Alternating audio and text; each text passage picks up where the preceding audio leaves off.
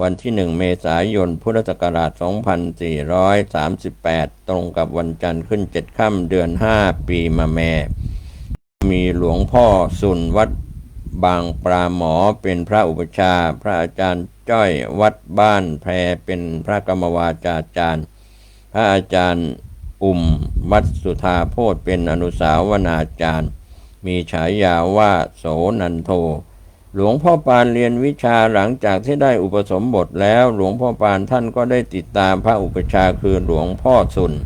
ด้วยความสนใจใคร่ศึกษาว่าในสมัยนั้นหลวงพ่อสุนท่านเป็นพระที่แก่กล้าทางคาถาอาคมและรักษาโรคภัยไข้เจ็บ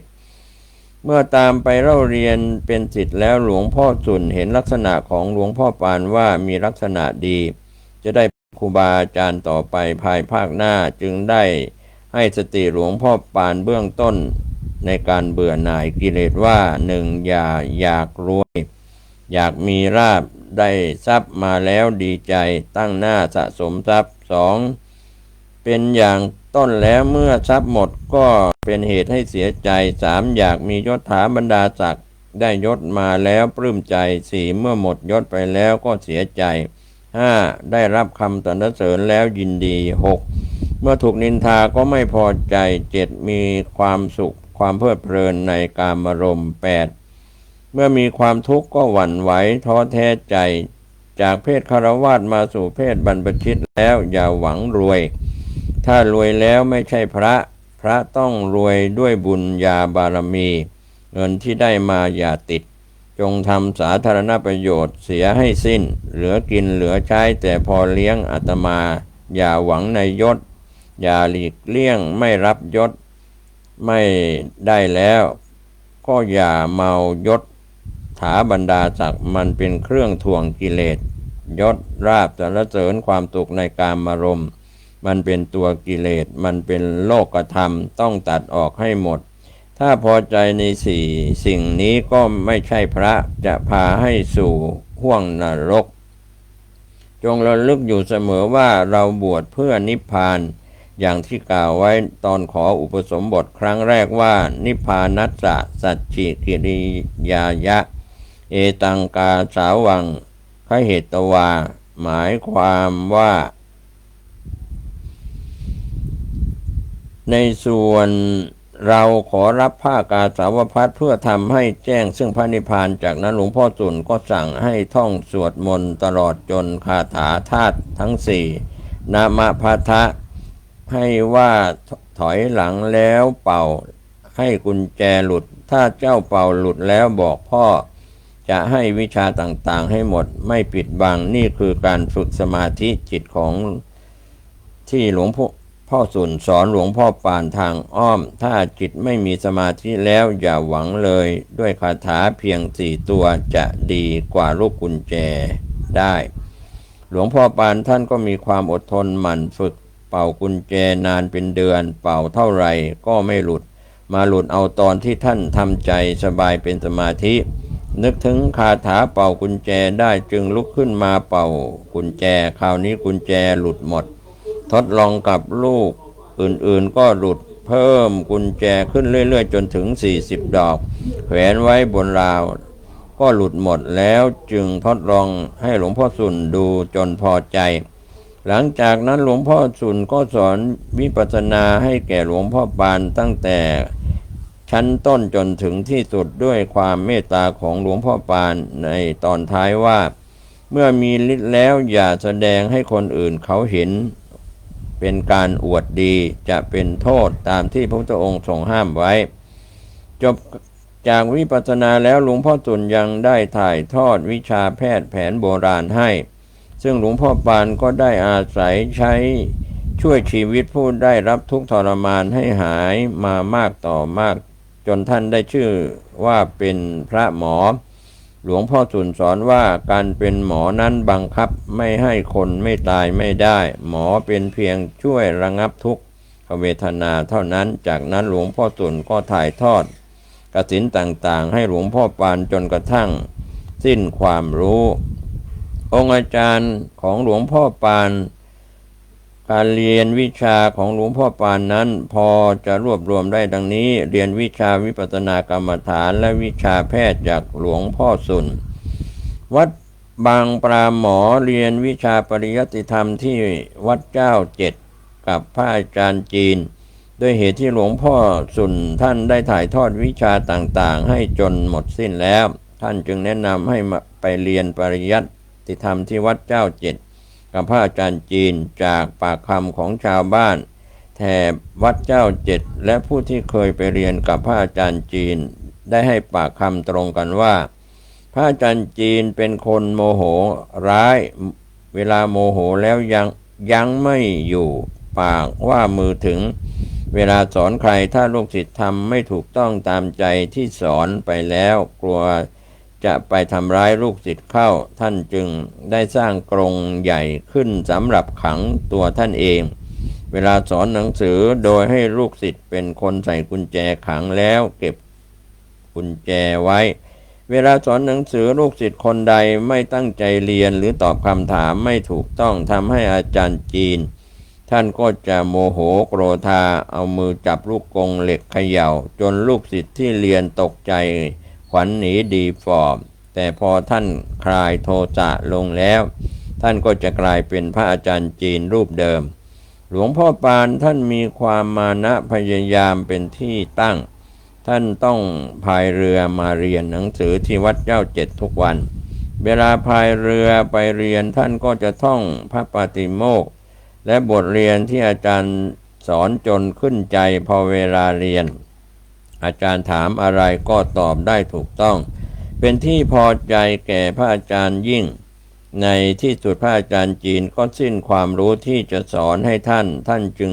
หยุดเรียนและเตรียมตัวสำหรับที่จะหาสำนักเรียนใหม่หลวงพ่อปั้นวัดพิกุลโสกันตามคำบอกเล่าของพระภิกษุเลี่ยม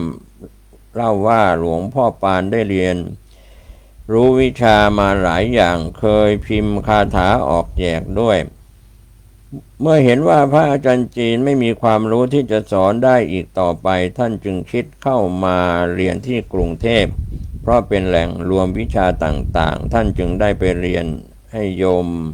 มารดาแม่ของท่านได้รับทราบว่าจะขอลาไปศึกษาต่อที่กรุงเทพเพราะว่าที่นี่หาอาจารย์สอนไม่ได้อีกแล้วโยมมารดาแม่ท่านเป็นห่วงว่าท่านเป็นบุตรคนเล็กที่มีอยู่นอกนั้นออกเรือนไปหมดแล้วอีกทั้งไม่มีญาติโยมทางกรุงเทพจึงขอร้องไม่ให้ไปท่านจึงลากลับวัดด้วยความเด็ดเดี่ยวท่านตัดสินใจนำจีวรแพรที่โยมมารดาถวายไว้นำไปขายได้เงิน80 บาทแล้วตัดสินใจเข้ากรุงเทพโดยไม่บอกให้โยมมารดารู้จะให้รู้ก็กลัวจะลงเรือไปจนลงเรือไปแล้วจึงเข้าไปกราบนมัสการหลวงปู่คล้ายเจ้าอาวาสวัดบางนมโคสมัยนั้นว่าจะไปเรียนหนังสือที่กรุงเทพหลวงปู่คล้ายจึงแนะนำให้ไปเรียนกับพระอาจารย์เจินสำนักวัดสะเกษโดยมอบเงินช่วยเหลือไปอีกจำนวนหนึ่งเพื่อเป็นทุนในการศึกษาเราเรียนตลอดเวลาท่านจำพรรษาอยู่กับพระอาจารย์เจินท่านได้พยายามหาความรู้เพิ่มเติมในด้านคันธทุระและวิปัสสนาธุระตลอดจนพระปริยัติธรรมเพิ่มเติมซึ่งต่อมาเมื่อท่านกลับมาวัดบางนมโคปรากฏว่าท่านเป็นพระธรรมกถึกที่เทศนาได้เพราะจับใจและดึงดูดศรัทธายิ่งนักนอกจากวัดสะเกษแล้วท่านยังได้ไปเรียนเพิ่มเติมที่วัดสังเวชและที่อื่นๆจนมีความรู้ทางด้านแพทย์แผนโบราณแตกฉานอีกด้วยจากข้อความที่กล่าวถึงหลวงพ่อปานในอนุสรณ์101 ปีของหลวงพ่อปานกล่าวถึงหลวงพ่อปานเคยเล่าให้ฟังว่าระหว่างอยู่ที่วัดสะเกษนั้นอัตคัดมากบิณฑบาตบางครั้งก็พอฉันบางครั้งก็ไม่พอได้แต่ข้าวเปล่าๆจ้องเด็ดยอดกฐินมาจิ้มน้ำปลาน้ำพริก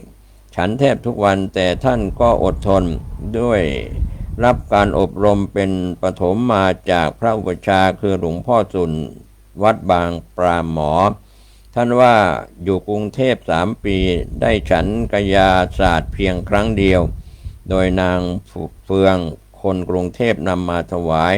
ได้รับนิมนต์ไปบางสกุลครั้งหนึ่งได้ปัจจัยมา1 สลึงเจ้าหน้าที่สังฆกาลีก็มาเก็บเอาไปเสียเลยไม่ได้ใช้เงินที่ติดตัวไปท่านก็ใช้จ่ายไปในการศึกษาจนเกือบหมดท่านเหลือไว้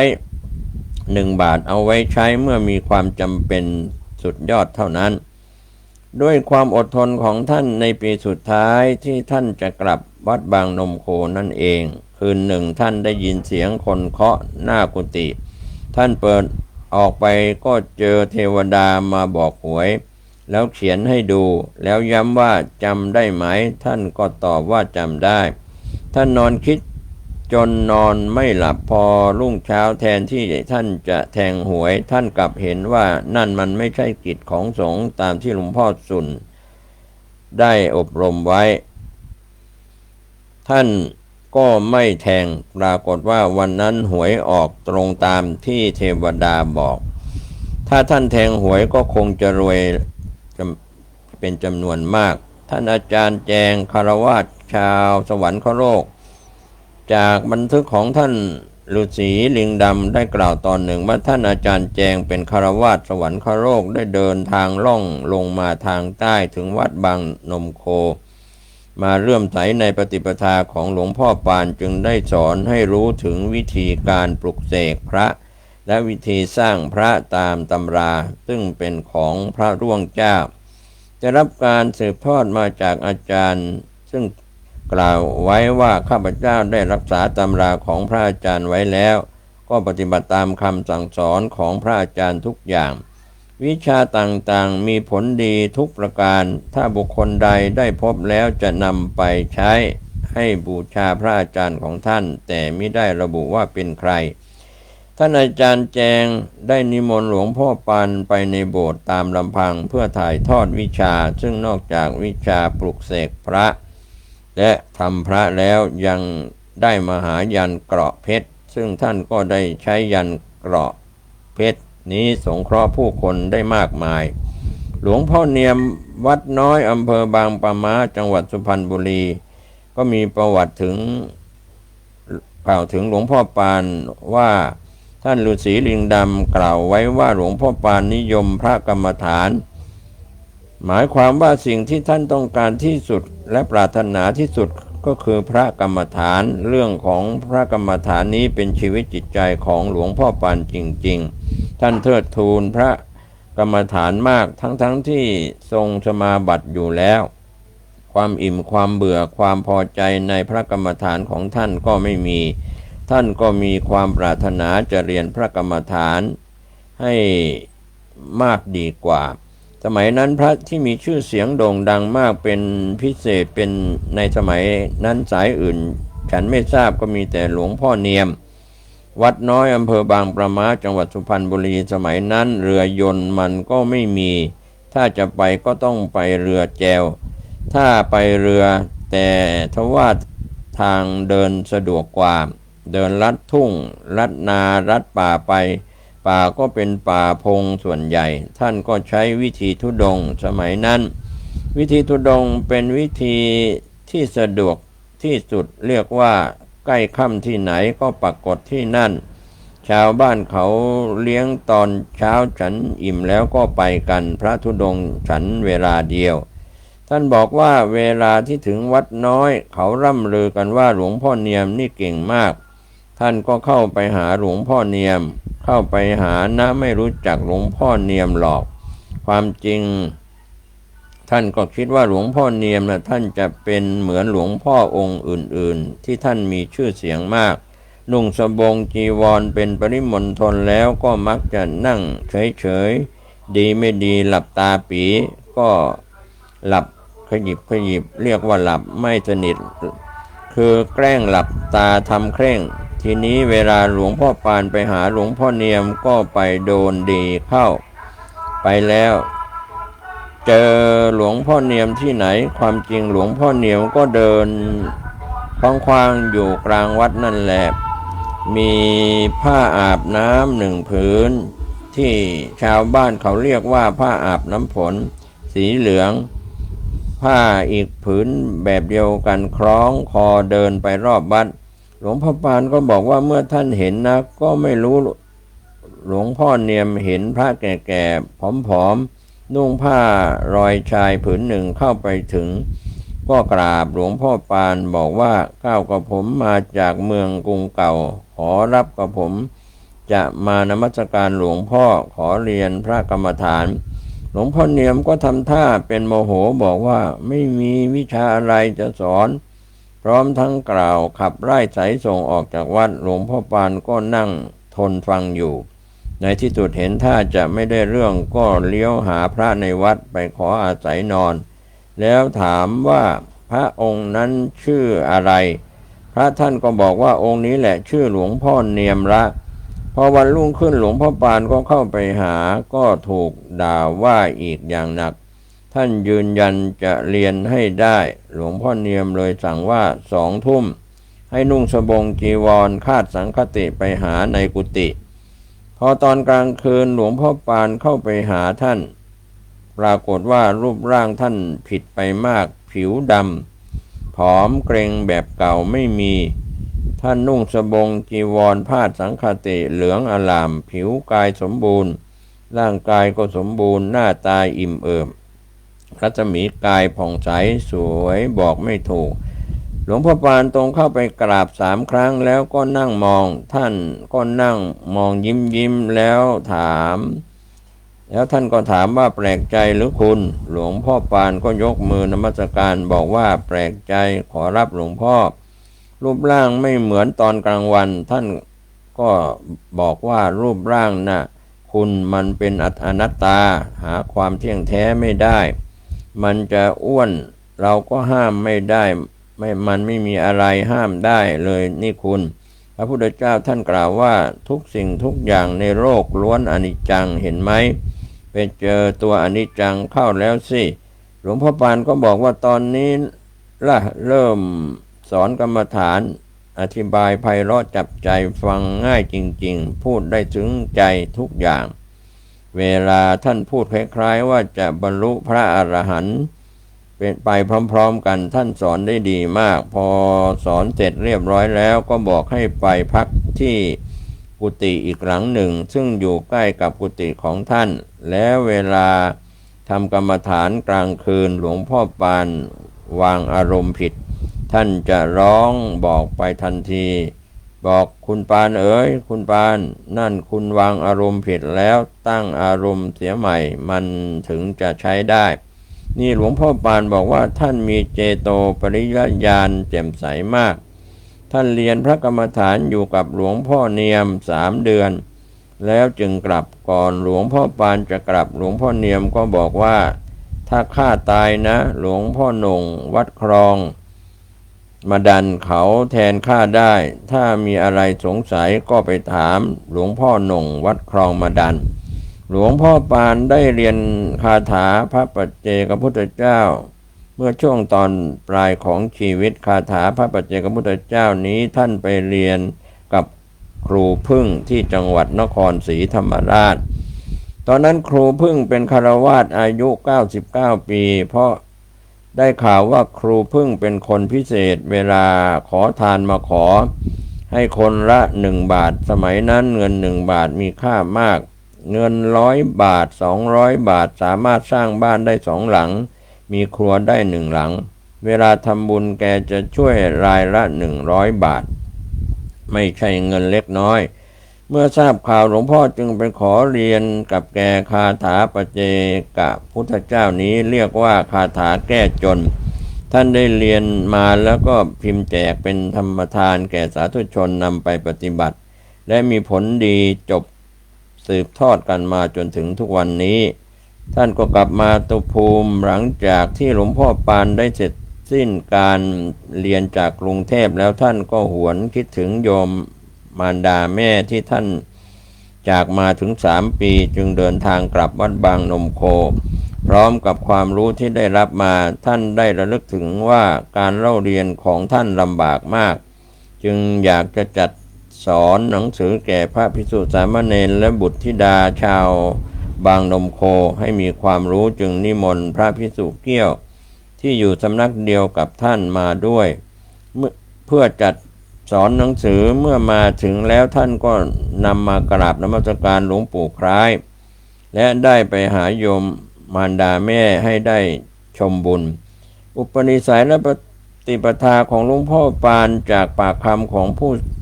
ทราบเคยอยู่ใกล้ชิดกับท่านและเรื่อง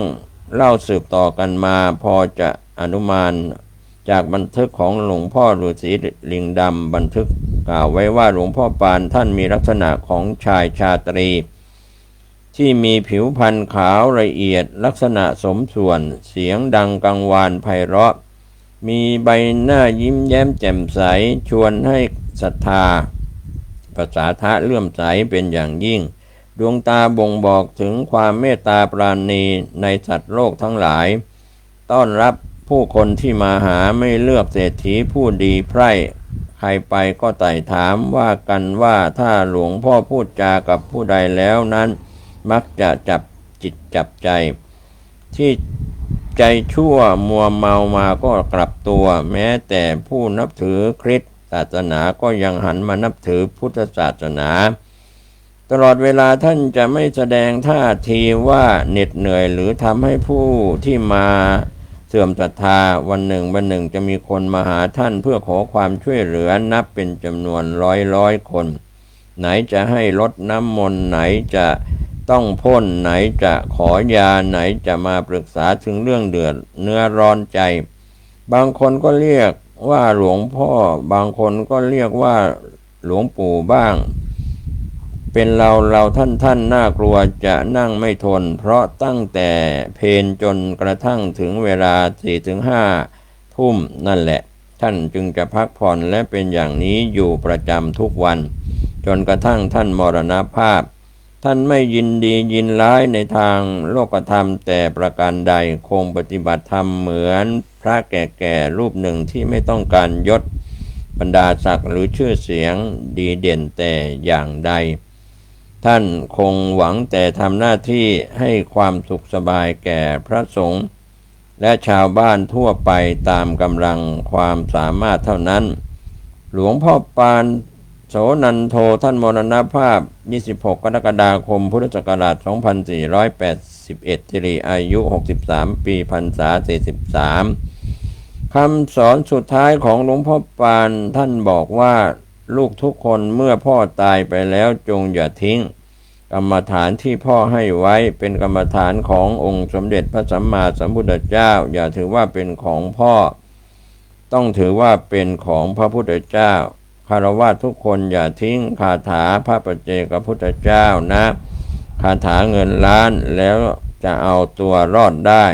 แต่ถ้าใครไม่ปฏิบัติจะเอาตัวไม่รอดแล้วจะมาโทษพ่อไม่ได้เพราะสมบัติส่วนใหญ่พ่อให้ไว้หมดแล้วคือมนุษย์สมบัติสวรรค์สมบัติพรหมสมบัตินิพพานสมบัติพ่อให้หมดแล้วลูกทุกคนจงพยายามรักษาไว้ให้ดีก็เป็นเรื่องราวที่มาเล่าขานตำนานพระผู้ทรงฌานอภิญญาครูบาอาจารย์ผู้เรืองวิชาอาคมก็